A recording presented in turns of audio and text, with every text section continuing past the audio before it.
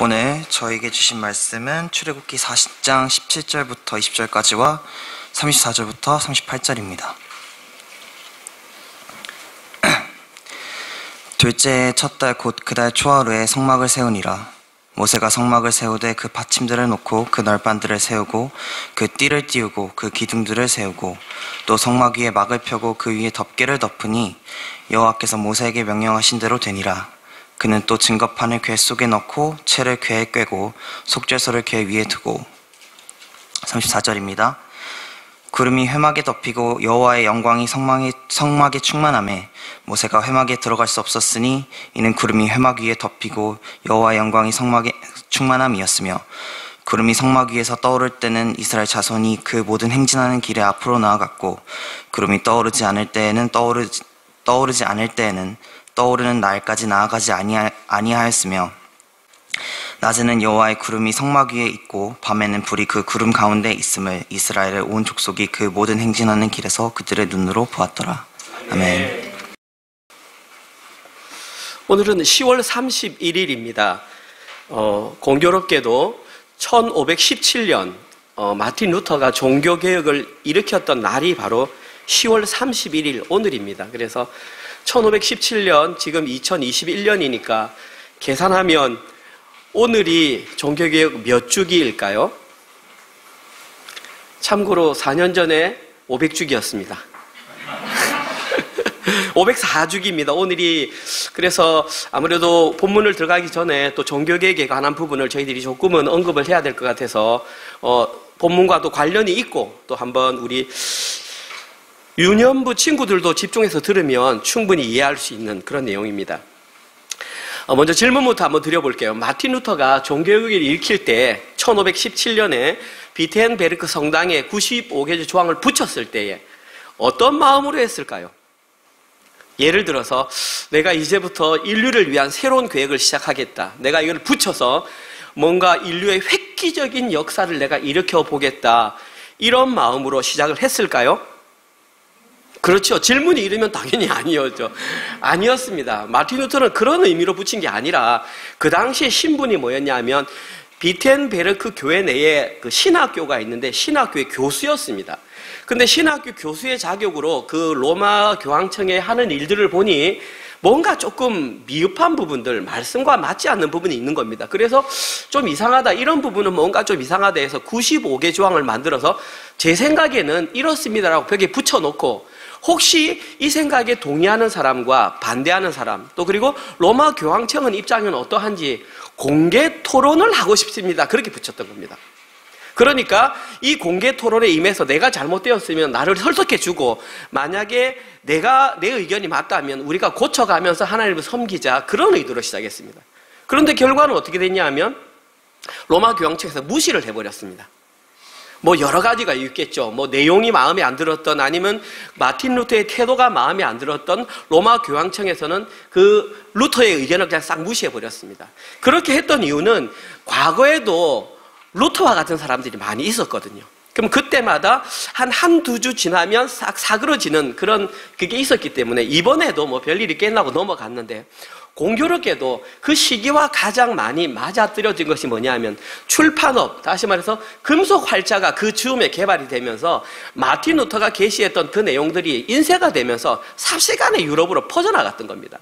그러면서 전 유럽에 흩어져 있던 사람들 가운데에 이 내용에 공감하는 사람들이 들고 일어나기 시작했던 것입니다. 공교롭게도 그러한 출판업의 이런 빌미와 계기를 통해서 불릴 듯이 벗어나 버렸던 것입니다. 저는 개인적으로 생각할 때에 이것은 하나님의 섭리라고 생각을 합니다. 정치적으로, 경제적으로, 종교적으로, 문화사회적으로 갈라디아서 4장 4절에 기록된 대로 하나님의 때가 참에 이 일이 진행됐다. 저는 거기에 대해서 동의를 합니다. 이 내용은 또 고신대학교 교수였던 이상규 박사님이 주장했던 내용입니다. 하나님의 경륜이 참에 이 일이 일어났다. 저도 여기에 동의를 합니다. 그리고 그 95개조 반박문이 삽시간에 퍼져가면서 이 종교개혁은 더 이상 되돌이킬 수 없을 정도로 로마 교황청에는 치명적인 손상을 입혔습니다. 그렇게 해서 지금 504년이 지나서 오늘 이 자리에 저희들이 10월 31일 날 504주기를 지금 기념하고 있습니다. 근데 안타까운 사실이 뭐냐 하면 20세기, 그러니까 1900년도 중반을 지나면서 우리처럼 개혁주의를 한다고 하는 복음주의 개신교 측에서 어떤 주장이 나왔냐 하면 이제 한 450년 정도 지났으니까 우리가 연합할 때가 되지 않았나라고 하는 천주교와의 연합을 해야 된다라는 주장이 개신교 측에서 나오고 있었다는 사실입니다. 한번 생각해 보십시오. 천주교에서는 항상 자기들이 주류였기 때문에 우리들을 보고 뭐라 그러냐면 집 나간 아이들이라고 그럽니다. 그래서 그들은 우리를 보고 뭐라 부르냐 하면은 프로테스탄트라고 합니다. 프로테스탄트라고 하는 말 자체는 대항하다, 저항하다 이잖아요. 그러니까 천주교에서 우리를 볼 때는 항상 우리를 대항하는 사람, 이런 의미로 우리를 지금 보고 있단 말입니다. 그러니까 그들 입장에서는 합치는 것은 언제나 기다리고 있는 입장이야. 그런데 개신교의 입장에서는 그들과 합치기 위해서는 뭔가 문제가 해결돼야 된단 말입니다. 여러분들의 생각은 어떻습니까? 시간이 500년이 흘렀으니까 이제 우리가 천주교와 합칠 만한 시간이 되었다라고 생각을 하십니까? 한번 잘 생각해 보십시오. 제가 오늘 설교를 마무리하면서도 이걸 제가 다시 한 번 더 질문을 드릴 겁니다. 이게 중요한 건 만약에 천주교와 개신교가 합치려고 한다면 마틴 루터가 종교개혁을 일으켰던 첫 번째 근본 원인이 해결돼야 됩니다. 그리고 여러 가지 그 개혁이 일어났던 이유가 있겠지만 가장 근본적으로 천주교와 개신교의 차이점은 두 가지가 있습니다. 이건 꼭 기억하십시오. 특별히 우리 청소년부 이상 친구들은 딱 머릿속에 놓고 누군가가 물어보면 이제 딱 대답을 하셔야 됩니다. 첫 번째 차이점이 뭐냐 하면 정통성에 대한 시각의 차이점입니다. 천주교에서는 당연히 정통성이 자기들에게 있다고 생각합니다. 이렇게 생각하는 이유는 마태복음 16장 16절에 베드로가 했던 고백, 주는 그리스도시요 살아계신 하나님의 아들이니다 고백했던 사람이 베드로. 그런데 교황청이 첫 번째 일대 교황으로 말하는 사람이 베드로. 그러니까 우리는 베드로의 고백 위에 세웠으니까 우리가 진짜 교회다, 정통성이 있다, 그렇게 말을 하죠. 이러한 이유로 그들은 언제나 종교개혁을 일으켰던 우리를 향하여, 개신교를 향하여 프로테스탄트라고 말하며 돌아와야 된다라고 말을 합니다. 그런데 우리 개신교의 입장은 완전히 다릅니다. 잘 들어보십시오. 여러분들이 지금 은혜로에 계시니까, 개혁주의적인 배경을 가지니까 우리는 어떻게 생각하느냐 하면 AD 30년까지 예수님께서 십자가에서 돌아가신 이후 300년까지는 정통적으로 흘러갔다고 생각을 합니다. 성경적으로 흘러갔다고 생각을 하는데 313년에 무슨 일이 있었습니까? 로마의 기독교가 공인화되었지 않습니까? 그러니까 이제 국가적으로 기독교를 믿어도 된다라고 말했고 박해와 탄압이 사라져버렸습니다. 그러니까 국가 종교가 돼버린 거죠. 그러니까 그 당시에는 카타콤에 숨어서 막 이렇게 죽을 듯이 신앙생활을 하던 사람들이 이젠 떳떳이 나와가지고 권력을 얻고 막 힘을 얻고 돈을 얻고 하니까 결론적으로 우리가 개혁주의가 생각하는 건 뭐냐 하면은 정치적으로 결탁을 했다. 그래서 우리는 그 정통성을 잃어버리고 타락을 했다라고 우리는 주장을 합니다. 지금 개혁주의는. 그게 언제까지 갔냐 하면 마틴 루터가 종교개혁을 일으킬 때까지, 약 1517년 경까지 로마 교회는 거의 정통에서 많이 벗어난 길을 갔다. 그리고 우리는 그 벗어난 길에서 돌아왔다. 그래서 우리 개혁교회 이름이 리폼드 처치잖아요. 폼이라고 하는 것은 어떤 형태가 있었는데 리폼은 원래 형태로 돌린다는 얘기잖아. 우리가 그들이 가던 길에서 빠져나온 것이 아니라 원래 정통이었는데 그들이 잘못 간 것을 돌이켜야 된다고 하는 게 개혁주의 리폼드 처치잖아요. 이게 우리의 입장이라는 거죠. 첫 번째, 정통성이 완전히 다르다. 두 번째 차이점은 뭐냐 하면 교리의 차이점입니다. 지금 우리가 믿는 이 개혁주의 개신교에서는 어떤 교리냐면 오직 믿음으로 구원을 얻는답니다. 이게 우리의 교리입니다. 오직 믿음으로 구원을 얻는다. 그래서 마틴 루터가 말하기를 로마서 1장 17절에서 오직 의인은 믿음으로 말미암아 살리라, 그걸 기치로 내걸고 했지 않습니까? 근데 그리고 두 번째, 우리는 그 근심이 있는 그 개신교의 가장 핵심이 뭐냐? 기준이 뭐냐? 너희들은 무엇을 잡고 가느냐 했을 때 우리는 하나님의 말씀입니다. 하나님의 말씀이 모든 곳에 하나님이 그 말씀을 통해서 우리에게 말씀을 들려준다라고 최고의 권위를 말씀으로 인정을 합니다. 그런데 천주교는 아닙니다. 잘 들어보십시오, 우리 학생들. 천주교에서는 오직 믿음으로 플러스 행위가 들어가야 됩니다. 오직 믿음으로 플러스 사람이 뭔가 인간의 행위를 해야 온전한 구원이 이루어진다라는 교리를 주장합니다. 이것이 우리가 세가족 공부하신 분들은 다 아시겠지만 펠라기우스 사상의 영향을 받은 겁니다. 펠라기우스 사상하면 가장 대표적인 게 인간의 자유의지를 부각시키는 거지 않습니까? 뭔가 해야지. 하나님 믿음으로 필요해. 그러나 우리 인간이 구원받으려면 좀 뭔가 해야지. 그럴듯하잖아. 이렇게 되는 겁니다. 그 다음에 두 번째 차이는 똑같은 건데 그들의 최고의 권위는 하나님의 말씀이 아닙니다. 그럼 뭐가 말씀이냐? 천주교에서는 교회가 최고의 권위입니다. 목사님 교회나 말씀이나 들어보십시오. 교회 플러스 전통입니다. 자, 보십시오. 우리가 가장 최고의 권위를 여기는 하나님 말씀 위에 그들은 전통, 그들이 해왔던 전통, 그리고 그 교황이 성경을 해석하는 그 권리, 그 모든 것이 교회에 있다. 그래서 최고의 권위가 교회, 그 다음 전통, 그 밑에 말씀이 있다는 것입니다. 이게 우리들과의 가장 큰 차이점입니다. 자, 이제 그러면 이 시대에 천주교와 합치자라고 말하는 사람들에게 우리는 질문을 해야 합니다. 자, 그러면은 첫째, 504년 전에 마틴 루터가 종교개혁을 일으켰을 당시와 지금 현재의 천주교 입장이 변했습니까? 그대로입니까? 그대로지 않습니까?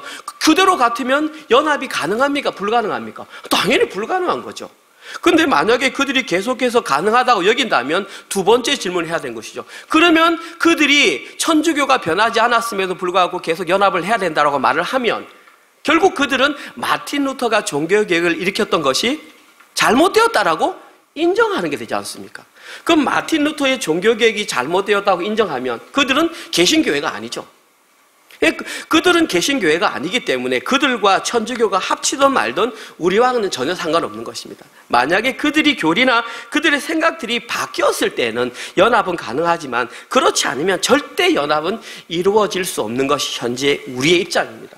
그러니까 우리 학생들이나 우리 청년들도 정확하게 아셔서 천주교의 입장이 그거니까 우리가 이 길을 걸어가는구나. 그래서 오늘이 504주년 지난 그날을 한 번 더 기억하는구나. 여러분들이 그걸 알면 됩니다. 저는 개인적으로 개신교 내에서 천주교와 연합을 주장해야 된다라고 하는 사람들, 나는 그 사람들이 실제적으로 우리 주변에 흩어져 있는 이단 교리보다도 저는 더 위험한 세력이라고 생각을 합니다. 왜냐하면 이단 교리를 주장하는 자들은 그들이 말하는 걸 들어보면 우리는 쉽게 압니다. 생각이 다르네. 뭔가 성경을 공개해 주려고 하겠습니다. 안상홍이라는 사람이 하나님이다. 그 사람들은 그렇게 믿는구나. 참 잘못됐다. 좀 같이 이렇게 할 수 있지만 이 사람들은 그렇게 말을 하지 않습니다. 이 사람들이 하는 말을 들어보면 예수 그리스도, 사랑, 연합, 자비 이런 걸 똑같이 우리랑 말합니다. 다시 말해서 그들이 하는 말만 들어서는 그들이 우리랑 같은 생각을 가지고 있는지 다른 생각을 가지고 있는지 우리는 분별하기가 어렵습니다. 그래서 위험하다는 말입니다. 겉으로만 들으면 거의 비슷하게 들리지만 실제로 그 내면을 들여다보면 완전히 다른 내용을 주장한 것입니다. 그들이 주장하는 내용은 결국은 천주교회와 거의 비슷한 주장입니다. 천주교회, 아까 제가 말했지만 펠라기우스주의 사상의 근저 기반에 뭐가 있냐면 바로 자유의지. 자유의지 사상의 뿌리에 뿌리 내려가면 중심이 뭐냐 하면 나 자신입니다. 나 자신이 뭔가 해야 되고 이것을 좀 어려운 말로 인본주의적 사고라고 합니다. 자, 우리는 개혁주의는 신본주의적 사고를 살아갑니다. 하나님이 우리의 주인이시며 우리의 창조주이시며 우리의 모든 것의 주관자다라고 믿는 게 신본주의. 그런데 그들은 말은 그렇게 하면서 실제적으로 내면을 보면 내가 나의 어떤 것이 이렇게 하는, 결국은 자기의 피조물성을 부인하는, 하나님을 섬기는 것을 부인하는 그들인 것이죠. 그들은 똑같다는 말입니다. 그래서 여러분께 말씀드립니다. 용어가 비슷하다고 해서 그것이 동일한 것이 아니니까 저희 은혜로 교회 예배 드리시는 분들 모든 초등부부터 어른에 이르기까지 명확한 분별력을 가지시고 신앙생활을 하셔야 된다는 겁니다. 이제는 진짜 일상의 삶에서 예수님의 통치와 다스림을 받으며 믿음의 선진들이 살았던 그 삶을 우리가 살아야 합니다. 보십시오. 종교개혁을 일으켰던 사람들을 아까 로마 교황청에서는 프로테스탄트라고 했습니다. 그것은 일종의 욕입니다.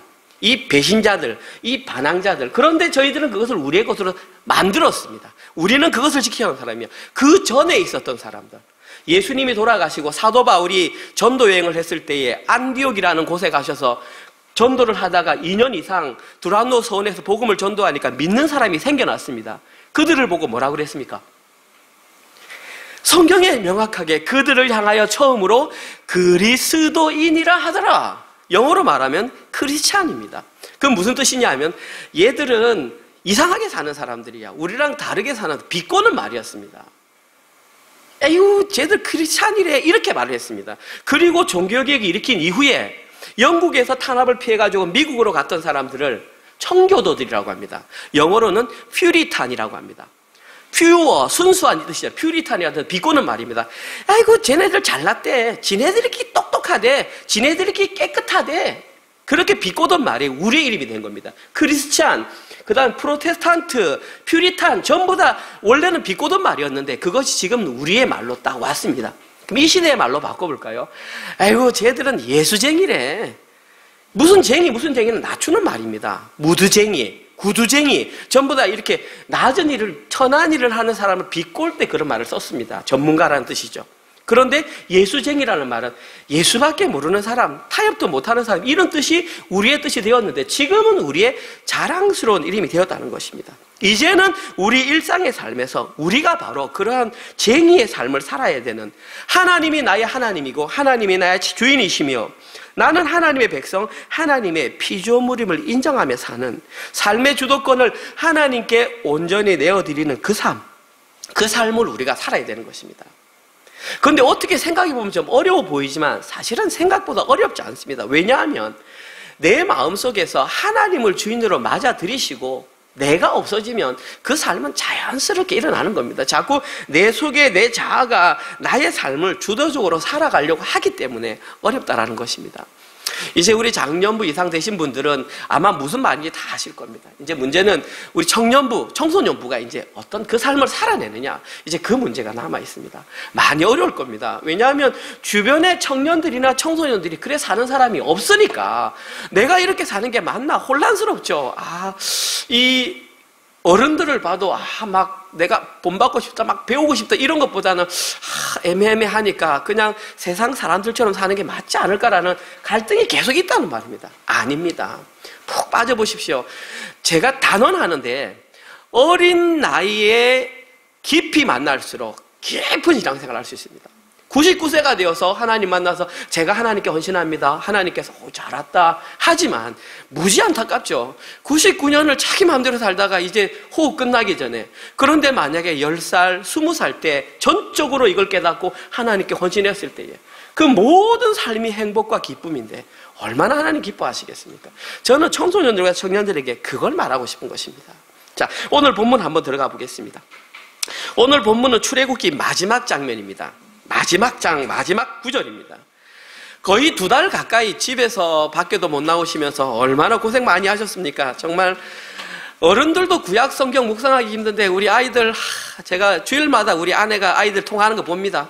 고생합니다. 못 알아듣는 성막, 번제단, 물두멍, 내가 그 구멍을 왜 해야 되는데 내가 나하고 전혀 관계없는 거 다 듣고 너무 대단합니다. 칭찬합니다. 우리 유초등부 친구들, 그리고 우리 청소년부, 제가 검사를 못했지만 전도사님이 잘 하시리라 보고, 우리 장년분들, 우리 청년들은 따로 만납시다. 내가 칭찬할 일이 있을지 모르겠다. 아무튼 수고 많으셨습니다. 근데 한 가지 재밌는 사실은 오늘 본문을 한번 보십시오. 마지막 구절까지 우리 준석영자가 읽었는데 보십시오. 출애굽기 40장 마지막 구절을 읽으면 이렇게 끝났더라, 이렇게 뭔가 돼야 되는데 마지막 구절이 그렇게 안 끝난다는 사실입니다. 그들이 무엇을 바라보며 따라갔더라, 이렇게 되어 있습니다. 이것이 뭡니까? 끝나지 않았다라는 사실입니다. 출애굽기 40장이 끝났는데도 내용이 끝이 안 났다. 다시 말해서 내용이 연결되고 있다는 뜻입니다. 무슨 말이냐면 모세가 쓴 성경책 모세오경, 창세기, 출애굽기 이 정도 하면 막 따라오는데 아무도 안 따라오게 다 착해. 레위기, 민수기, 신명기 이 5가지는 모세오경이지 않습니까? 결국 이것을 한 권의 성경이라고 보는 거죠. 출애굽기가 끝났는데 끝났더라가 아니라 출애굽기 다음에 뭐였죠? 레위기지 않습니까? 레위기는 100% 제사에 관한 내용입니다. 그러면은 지금 오늘 이 출애굽기가 끝나는 성경과 레위기 성경은 시간적으로 얼만큼 차이 나느냐? 딱 1달 차이 납니다. 한 달 사이에 이 모든 제사법이 하나님께 다 알려주십니다. 그럼 결론적으로 같은 시기에 쓰였다는 말입니다. 민수기 10장에 가야 뭐라고 나냐면 둘째 해 둘째 달에, 오늘은 둘째 해 첫째 달이고 민수기 10장에 가서 둘째 해 둘째 달이니까 민수기 10장까지 시간이 얼마나 흘렀다는 얘기입니까? 한 달 흘렀다는 얘기입니다. 결론적으로 같은 얘기를 하는 거예요. 다만 제사법을 얘기할 뿐이지. 그래서 오늘 본문이 끝이 났다 이렇게 안 나오는 겁니다. 그런데 중요한 것은 오늘 본문을 들어가면서 이스라엘 백성들이 무엇인가를 바라보았음에 우리는 좀 주목을 해야 합니다. 무엇을 바라보았느냐 하면 보십시오. 오늘 보면 17절에서 20절 말씀 제가 다시 읽어봅니다. 둘째 해 첫째 달 곧 그 달 초하루에 성막을 세우니라. 모세가 성막을 세우되 그 받침틀을 놓고 그 널판들을 세우고 그 띠를 띄우고 그 기둥들을 세우고 또 성막 위에 막을 펴고 그 위에 덮개를 덮으니 여호와께서 모세에게 명령하신 대로 되니라. 그는 또 증거판을 궤 속에 놓고 채를 궤에 꿰고 속죄소를 궤 위에 두고. 자, 이 본문에서 가장 먼저 나오는 것은 성막이 언제 세워졌느냐 이렇게 나옵니다. 언제 세워졌다고 합니까? 둘째 해 첫째 달 그 달 초하루. 그냥 쉽게 지금 우리가 하는 말로 하면 언제입니까? 몇 년? 2년 1월 1일이죠. 아, 그러니까 이제 우리 청소년 학생들이 그럼 2년 1월 1일이니까 1월 1일 새해구나. 근데 새해 아니에요. 여기는 새해가 사실 아니에요. 좀 복잡해요. 설명을 할까 말까 지금 이 시간에도 고민 중인데 그냥 일단 이 문제부터 한번 해결해 봅시다. 왜 하나님께서는 이날에 세우라고 하셨을까요? 둘째 해 1월 1일에 성막을 세우라고 그 전에도 할 수 있었고 그 이후에도 할 수 있었는데 왜 이날 하라고 했을까요? 출애굽 한 날이니까 딩동댕. 그냥 바로 읽어볼게요. 출애굽기 12장 2절 내용입니다. 출애굽기 12장 2절에 이렇게 하나님께서 모세에게 명령하셨습니다. 이 달이 언제냐면 6월절이 있던 달입니다. 이 달을 너희에게 달의 시작 곧 해의 첫 달이 되게 하고. 자, 그럼 하나님께서 지금 이 날을 첫 달이 되게 하라라고 명령했다는 것은 첫 달이었다 아니었다? 아니었다는 얘기죠. 태양력으로 말을 하면 3월에서 4월이었습니다. 지금 우리가 만약에 1년 중에 지금 1월, 2월, 3월, 4월 하면은 그 6월절은 3월에서 4월 사이에 있습니다. 지금 이때가 3월에서 4월이었는데 하나님께서 그 달을 뭘로 잡으라 그랬다? 첫 달로 잡으라 그랬다. 그래서 그 첫 달의 이름이 뭐냐 하면 그냥 어렵습니다. 듣고만 흘리십시오. 니산월이라고 하든지 혹은 또 다른 말로 아빕월이라고 합니다. 몰라도 전혀 상관없어요. 어쨌든 첫째 달이다. 그런데 그것이 태양력으로는 3월에서 4월이었다. 이렇게 했었습니다. 자, 그러면 하나님께서는 왜 그 달을 첫 달로 삼으라고 했을까요? 그냥 1월로 삼으라고 했을까요? 그냥 3, 4월로 지나가면 될 텐데. 아주 결정적인 이유가 있었습니다. 이스라엘 백성들이 430년 동안 살면서 그 당시에 이 누렸던 달력은 태양력입니다. 지금 우리로 말하면 3, 4월 그대로인데 그들 애굽 사람들은 태양을 신으로 섬겼습니다. 그리고 그 주기가 뭐냐 하면 보십시오. 10일이었습니다. 그러니까 노동을 하더라도 그들은 9일째 일하고 10일째 쉬었습니다. 더 편할 수 있겠죠. 예를 들어 바꾸기 나름이잖아. 그렇죠? 우린 일주일 만에 쉬어라, 10일 만에 쉬어라, 한 달 만에 쉬어라 될 수 있잖아요. 태양력에 의해서는 10일 주기로 이렇게 끊어갔었습니다.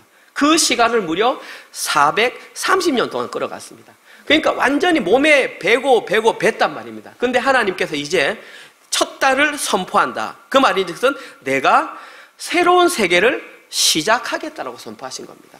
내가 새로운 세계를 시작하겠다. 그 말을 이 달을 첫째 달로 삼아라. 그렇게 말을 했습니다. 자, 그러면서 가장 핵심적인 게 뭐냐 하면 하나님께서 천지 창조를 얼마 기준으로 했어요? 7일 기준으로 했잖아요. 그러니까 지금부터 너희들은 7일 기준으로 살아라. 6일 일하고 7일 쉬고. 그래서 출애굽기에 계속 반복해서 무엇을 지켜라? 안식일을 지켜라. 중간 지나면 물두멍에도 안식일을 지켜라. 번제단에도 안식일. 왜 그랬냐면 이것 때문에 그런 거예요. 430년 동안 인이 박혀있던 것을 뽑아내는 과정이 바로 이것이었다는 것입니다. 그러면 안식일 지킬 때마다 뭐 생각하는 거죠? 새 세계가 열렸구나. 하나님의 통치가 열렸구나. 이것이 바로 하나님께서 이날 세우라고 명령하셨던 깊은 뜻이 있는 거예요. 그러니까 율법적으로 오늘 7일째 된다니까 교회 가야지. 그게 아니라는 사실이요. 통치자, 나의 주인, 나의 하나님이 누구인지 이날 온전히 섬기고 일주일 동안 먹고 산다고 정신 없었는데 되찾으라는 얘기예요. 리셋하라는 얘기예요. 이 날을 선포했기 때문에 당연히 이 새 역사가 시작된 이날 선포가 되는 거죠. 우리로 말하면, 대한민국으로 말하면 뭐와 같을까요?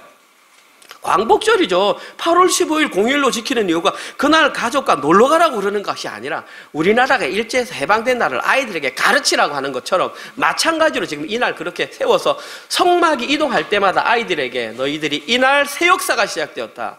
안식일 안 지키면 죽는다라고 계속 강조하셨던 것입니다. 다음으로 저희들이 살펴보는 성막이 세워지는 과정입니다. 18절 이하를 쭉 보시면 아주 간략하게 기록되어 있습니다. 첫 번째, 받침. 그 다음에 받침 위에 널빤지를 세우고 띠, 이걸 다 가름대라고 합니다. 그걸 지지하고 그 위에 기둥들을 세우고 벽면이 다 세워지면 그 위에다가 2개의 막과 2개의 덮개를 덮어야 된다고 그랬습니다. 자, 그러면 뭐가 완성되었습니까? 성막의 외형이 완성되었습니다. 이거 잘 따라와야 됩니다. 이게 여기서 이제 줄 놓쳐버리면 이제 뒤에서부터는 안드로메다 갑니다. 이제 어렵습니다. 자, 보십시오. 이 막이, 이게 기둥이, 벽면이 3개가 세워지고 이렇게 이제 4개의 막이 세웠습니다. 자, 그런데 제일 중요한 키포인트는 무엇을 가장 먼저 세웠습니까? 받침대를 당연히 먼저 세웠죠. 쉽게 나오죠. 자, 그러면 가장 먼저 설치했다는 것은 그것이 가장 중요하고 가장 기초가 된다는 말입니다. 그런데 이 받침대는 성막을 세울 때는 가장 중요한 역할을 했지만 특징이 뭐냐 하면 성막이 세워지면 안 보인다는 사실입니다. 여러분, 그 건물을 세울 때, 이 건물을 세울 때에도, 이 건물을 세울 때도 마찬가지로 여러분 눈에 이 건물이 올라가는 것은 이 밑으로, 땅으로 거의 이 정도의 기초가 쌓여야 이것이 바람에도 안 흔들립니다. 성막도 마찬가지입니다. 성막이 광야의 그 바람에 안 흔들리려면 그만큼 기초가 튼튼해야 됩니다. 그래서 높이 4.5m, 옆폭 70cm 되는 이 기둥이 가로에 20개가 있으려면 밑에 바닥에 은으로 만든 받침대가 2가지 꽉 끼고 있어야 되는데 그 무게가 적어도 30kg에서 40kg 되는 거죠. 생각해 보십시오. 이걸 갖다 이동해야 됩니다. 근데 그 이동을 누가 했습니까? 레위인이 했잖아요. 고핫 자손이 그걸 들고 갔잖아요. 여러분 생각해 보십시오. 그 고핫 자손 중에서 그 40kg 되는 은 운반하는 그 사람 뭔 죄를 졌어? 그 자기 텐트에다가 그 40kg 되는 은 그걸 어깨에 메고 가야 돼요. 얼마나 갈지도 몰라. 그걸 다 쥐고 갔단 말입니다. 근데 그게 없으면 이 텐트는 완전히 무너져 버린다는 말입니다. 이 받침대가 뭐겠냐고요. 보십시오. 가장 중요하지만 사람들에게는 보이지 않는 것. 저는 지난주 설교할 때에 성막을 교회의 사람에 비유했습니다. 오늘은 조금 바꾸어서 성막을 교회의 구성 요소로 한번 봅시다. 교회가 사람이 아닌 어떤 교회가 세워질 때에 생각해 보십시오. 가장 중요한 것인데 보이지 않는 것이다. 저는 이것을 뭐라고 생각했냐면 우리가 버티고 있는 교리라고 생각했습니다. 교리는 전체적으로 하나님의 말씀으로 구성되어 있었습니다. 교리는 사람들에 잘 보이지 않습니다. 박혀 있습니다. 그런데 만약에 교리가 없다고 생각해 보십시오. 그럼 이 교회 금방 날아갑니다. 지금 우리 교회가 세워진 지 10개월 됐습니다. 제가 처음에 교회를 설립하면서 우리 4가지 목표를 세웠습니다. 그것이 다 교리란 말입니다. 어떤 교회를 이끌어 가겠냐라는 겁니다. 근데 그 교리가 없이 그냥 많이 오세요. 많이 와서 우리 서로 재밌게 놉시다. 이렇게 하면 사람들은 더 많이 올 수 있을 것 같습니다. 왜냐하면 이벤트도 하고 우리가 먹거리도 하고 막 하면 여러분들도 막 떡볶이도 하고 애들 잔치도 하고 하면 아마 지금보다는 더 많이 안 오겠습니까? 그런데 그 이후에 so what? 그것이 끝나고 나면 남는 것이 없는데 우리 자녀들에게 돌아가는 게 없는데 저들에게 십자가 복음이 가지 않으면 죽을 건데 왜 거기에 우리가 그만큼 신경을 쓰냐고요. 우리는 무엇을 하겠다? 든든한 교리 밑에서 교회를 세워가겠다라는 것 아니겠습니까? 그 모든 교리가 하나님의 말씀이잖아요. 이것이 우리 교회가 세워진, 만약에 그들의 흥미 위주로 했다면 사람은 붐빌 수 있고 교회는 채워질 수 있지만 본질을 잃어버리면 그 교회는 결국 침묵 단체로 향하는 것은 시간적인 문제입니다. 중요한 것은 하나님께서 그런 교회를 원치 않으신다는 사실입니다. 교회의 머리는 오직 예수 그리스도시요, 그 기초는 말씀으로 이루어진 교리에 든든히 서 있을 때에 그 교회가 하나님의 교회가 된다는 것입니다. 저는 이 근거를 20절에서 삼았습니다. 오늘 본문 20절을 보십시오. 그는 또 증거판을 궤 속에 넣고 채를 궤에 꿰고 속죄제를 궤 위에 두고 등등등등 22절까지 성막 안에, 특별히 지성소 안에 들어가는 내용들을 다 설명하고 있습니다. 지성소라고 하는 말의 뜻은, 윤지야 어렵지? 조금만 참아. 지성소라고 말한 것은 뭐냐면 지극히 거룩한 장소, 홀리 장소, 플레이스가 지성소입니다. 그러니까 지성소 안에 들어가는 건 다 거룩해. 뭐든 상관없어. 그런데 보십시오. 지성소 안에 다 거룩한 중에서 가장 먼저 언급된 게 뭡니까? 증거궤가 가장 먼저 언급됐잖아요. 증거궤가 가장 먼저 언급된다는 것은 가장 중요하다는 뜻이고, 증거궤가 의미하는 것이 뭐냐 하면 하나님의 말씀, 십자가의 두 돌판, 우리 윤지가 손들었다는 것은 나 알고 있어요 이 말입니다. 시간관계상 넘어간 겁니다. 굿잡. 예. 윤지도 알고 있단 말입니다. 증거판이 하나님의 말씀을 상징한다는 것을. 그러니까 하나님의 임재가 있는 성막, 거기서 말씀이 상징하는 증거궤가 가장 먼저 언급됐다는 것은, 교회의 가장 중심이 되는 것은 바로 하나님의 말씀이어야 한다는 것입니다. 성도들이 무엇을 바라보고 가야 그것이 하나님의 원하시는 교회가 되는지 명확해졌습니다. 하나님의 말씀이 있는 그곳이 참된 교회이며, 참된 교회가 있는 그곳에 참된 성도가 존재하는 것입니다. 그러면 그 참된 성도가 이 땅을 살아가면서 해야 될 것이 무엇인가? 그 내용이 바로 34절에서 38절에 기록되어 있습니다. 제가 천천히 다시 읽어보겠습니다. 여러분들은 이스라엘 백성들이 무엇을 바라보았는가, 그걸 한번 유념해서 한번 보십시오. 구름이 회막에 덮이고 여호와의 영광이 성막에 충만하며 모세가 회막에 들어갈 수 없었으니, 이는 구름이 회막 위에 덮이고 여호와의 영광이 성막에 충만이었으며, 구름이 성막 위에서 떠오를 때에는, 우리말로는 떠오를 때에는 돼 있지만 원어에는 떠오를 때마다, 매 순간마다 이 말입니다. 이스라엘 자손이 모든 행진하는 길에 앞으로 나아갔고, 구름이 떠오르지 않을 때에는 떠오르는 날까지 나아가지 아니하였으며, 낮에는 여호와의 구름이 성막 위에 있고 밤에는 불이 그 구름 가운데 있음을 이스라엘 온 족속이 그 모든 행진하는 길에서, 이것은 원어적으로 그 행진하는 길 내내 항상 그들의 눈으로 보았더라, 이렇게 나와 있습니다. 자, 이 부분에서 저희들이 가장 먼저 살펴보고 가야 할 게 뭐냐면, 헷갈리는 게 자꾸 있습니다. 34절, 35절 보십시오. 구름이 회막에 덮이고 여호와의 영광이 성막에 충만하고, 모세가 회막에 들어갈 수 없었으나 구름이 회막에 덮이고 여호와의 영광은 성막에 있고. 회막은 뭐고 성막은 뭐냐는 말입니다. 하나 같으면 그냥 하나로 쓰면 되고, 둘 같으면 두 개인데 도대체 회막은 무엇이고 성막은 무엇이냐, 우리 친구들 그리고 우리 어르신분들도 여기에 대해서는 명확하게 아셔야 될 필요가 있었습니다. 자, 말씀드립니다. 헷갈릴 거 전혀 없습니다. 성막과 회막은 똑같은 겁니다. 성막과 회막은 그냥 똑같습니다. 하나님께서 세워라 라고 명령하셨던 그것이 바로 성막이며 회막입니다. 그러면 왜 자꾸 이름을 했느냐? 기능에 따라 역할이 달랐기 때문입니다. 자, 먼저 성막 보십시오. 히브리어로 미시콴이라고 합니다. 자, 이게 무슨 뜻이냐 하면 쉽게 얘기합니다. 처소, 우리 친구들 위해서 거하는 곳 혹은 머무르는 곳. 그러면 성소, 성막이니까 하나님께서 머무르는 곳이 성막이라는 뜻입니다. 이 단어에는 하나님이 머물러 계신다는 의미를 강조할 때에 성막, 그러면 성막 나오면 하나님께서 거기 머물러 계시는구나, 그냥 그렇게 알면 됩니다. 자, 그 다음에 회막이라고 하는 말은 보십시오. 히브리어가 다릅니다. 오헬 모에드입니다.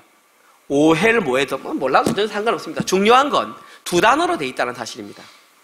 오헬 모에드니까 하나의 단어는 장막이라는 뜻이고 또 다른 단어는 모임이라는 뜻입니다. 그러면 그 둘을 합치면 모임의 장막. 그럼 거기에 대해서 뜻이 나오지 않습니까?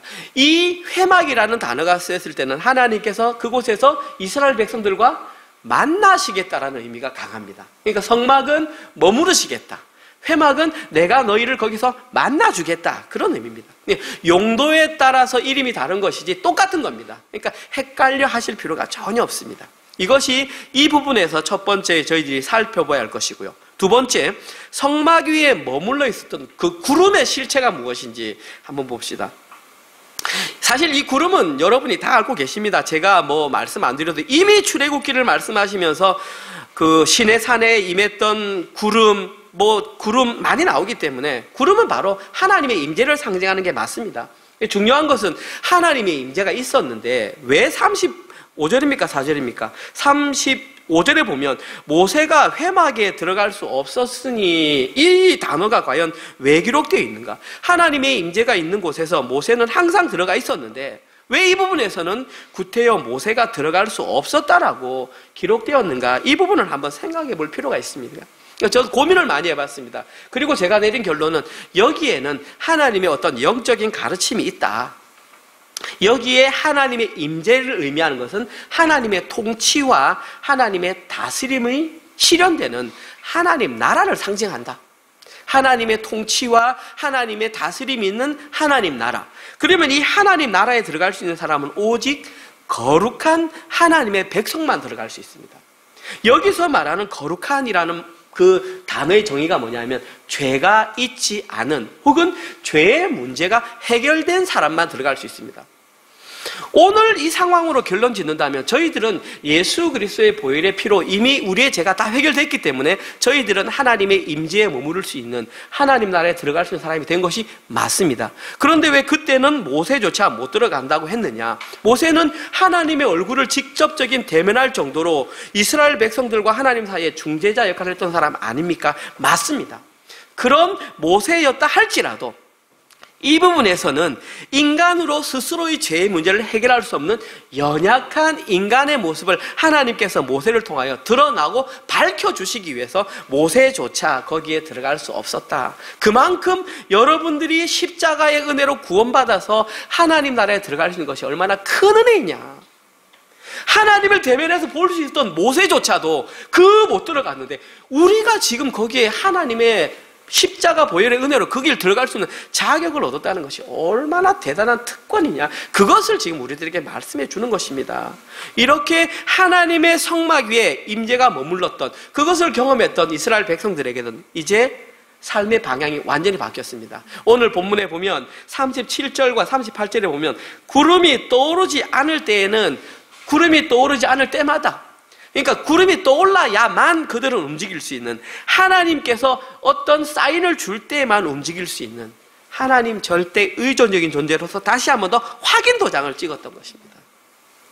이제는 그들이 만약에 움직이고 싶다 그러면 어디를 보겠습니까? 성막 위에 머물러 있는 구름을 보는 겁니다.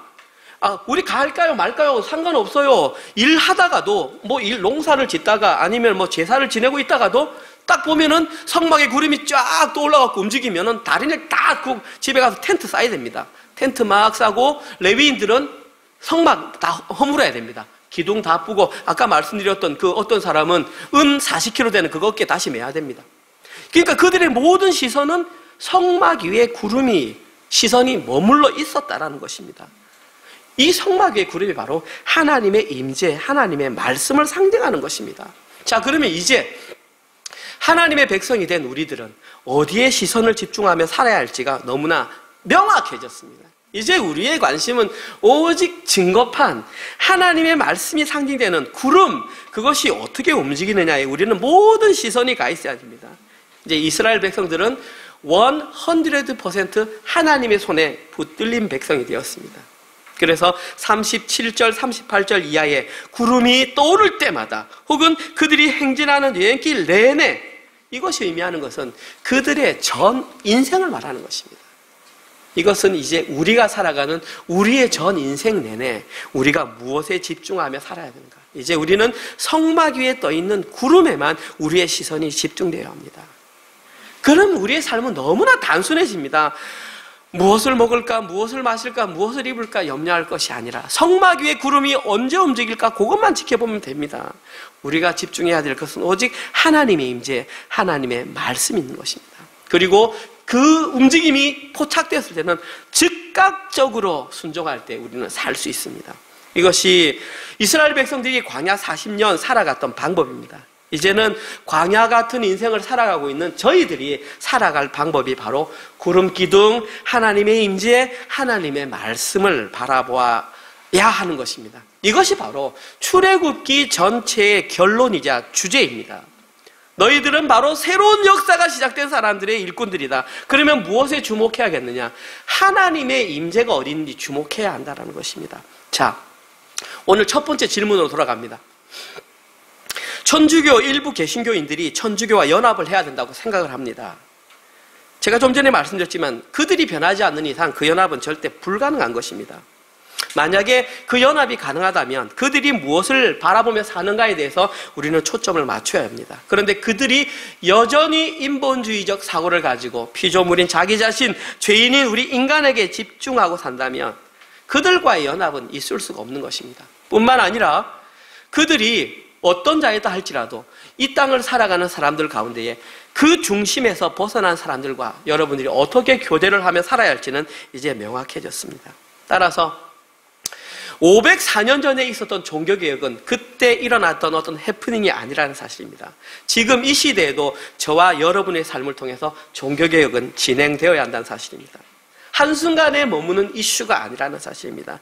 지금 이 시간, 이 시대 현재에도 종교개혁은 하나님의 백성들의 현실적인 삶에 의해서 날마다 실현되어야 하는 것입니다. 여러분들은 그 종교개혁에 동참하시겠습니까? 아멘. 할렐루야. 감사합니다. 예, 우리는 새로운 사역에, 새로운 역사에 정말 동참을 해야 합니다. 자, 그렇다면 그 핵심 기준이 뭐냐? 또 나옵니다. 청년부, 말씀 묵상입니다. 죄송합니다. 제가 나오겠습니까? 이 말씀 묵상이 이번 한 달 끝내고 2021년 표어가 아니라 우리 평생에 살아갈 때에 그 기준을 삼을 것은 말씀 묵상입니다. 말씀에서 무엇을 말하고 있는지 기준을 삼아야 합니다. 아직 시간이 많이 남았습니다. 이성길 집사님 연간, 아직 많이 남았습니다. 혹시 내년 주문 안 하신 분 빨리 주문해 주십시오. 저희 교회가 가는 방향으로 한 방향으로 달려주십시오. 여러분들이 그렇게 적극적으로 동참해 주실 때에 우리의 목회가, 그리고 제가 이 교회를 함께 섬겨가는데 큰 힘이 됩니다. 그리고 혹시나 말씀드립니다. 우리 교회가 커져서 제가 사정이 생겨서 우리 교회를 떠나게 되었을 때에 제2대 담임 목사를 세울 때에 잘 들으십시오. 어떤 기준으로 세워야 되냐? 첫 번째, 말씀 중심. 말씀 묵상 강조하고 십자가 복음에서 벗어났느냐 벗어나지 않느냐. 특별히 지금 이 자리에 계신 장년 성도님들 10년 20년 지나면 다들 원로가 되셨을 텐데 새로운 목사를 초대할 때 학력, 배경 물론 중요합니다. 그러나 말씀, 십자가 복음 외에 다른 거 한다면 이 교회가 바른 교회로 가지 못할 것입니다. 명심하십시오. 우리 자녀분들도 명심하셔야 됩니다. 이 교회가 가야 할 길은 그거밖에 없고 살 길은 그거밖에 없다. 시드니 땅에 그렇게 살아가는 교회가 있구나. 인원수는 많지 않아서 상관없습니다. 충분합니다. It's enough.